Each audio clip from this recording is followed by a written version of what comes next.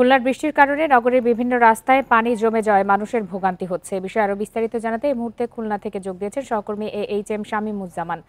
শামীম, খুলনায় বিভিন্ন জায়গায় বৃষ্টির কারণে জলাবদ্ধতা তৈরি হয়েছে খুলনা শহরে, এবং এছাড়াও আমরা দেখেছি যে কিছুক্ষণ আগের খবরেও দেখছিলাম যে বেড়ি বাঁধ ক্ষতিগ্রস্ত হয়ে সেখানে নতুন নতুন গ্রাম প্লাবিত হচ্ছে।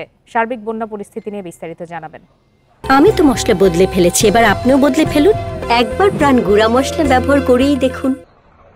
দেখেন, গতকাল সকাল 6টা থেকে আজ সকাল 9টা পর্যন্ত খুলনা শহরে 82 মিলিমিটার বৃষ্টি হয়েছে। এর মধ্যে আজ সকাল 6টা থেকে 9টা পর্যন্ত 52 মিলিমিটার বৃষ্টি হয়েছে। যে অল্প সময়ে ভারী বর্ষণে নগরীর বিভিন্ন এলাকা, আমি যদি বলি যে খুলনার রয়্যাল মোড়, পিটিআর মোড়, মিস্ত্রিপাড়া, দোলখোলা, করিমনগর সহ যে নিচু এলাকা আছে সেই নিচু এলাকায় এই মুহূর্তে অবস্থান করছি খুলনার করে।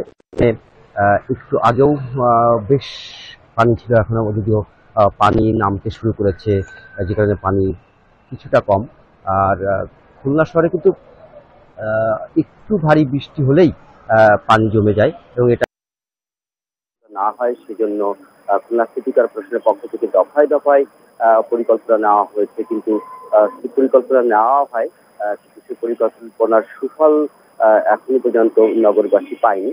আমরা বিভিন্ন মানুষের সাথে কথা বলেছি, তারা যেটা বলছেন যে খুলনা মহানগরীতে জলাবদ্ধতা নিরসনের জন্য যে পরিকল্পনাগুলো নেওয়া হয়েছে সেই পরিকল্পনাগুলো যাতে বাস্তবায়ন করা হয়, বাস্তবায়ন করার পর যাতে নগরীবাসীকে এই যে জলাবদ্ধতার তারা যে ভোগান্তি হয় সেই ভোগান্তি থেকে মুক্তি দেওয়া হয়। অপরদিকে আমরা খুলনা আবহাওয়া অফিসের সাথে কথা বলেছিলাম, তারা যেটা বলছেন যে আগামী মঙ্গলবার পর্যন্ত হালকা, মাঝারি এবং ভারী বৃষ্টি হবে, এবং মঙ্গলবারের পর থেকে হয়তো বা অবস্থার উন্নতি হবে, যেমনটি আমাদেরকে আবহাওয়া অফিস থেকে জানানো হয়েছে। আর একটা বিষয় যেটা, যে খুলনা নগরীর যে জলাবদ্ধতার বিষয়ে আসলে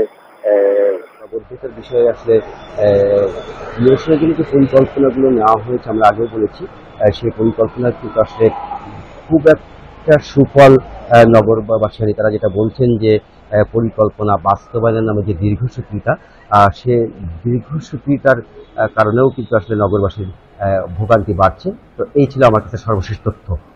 খুলনা থেকে সার্বিক খবরাখবর জানাচ্ছিলেন সহকর্মী AHM শামীমুজ্জামান।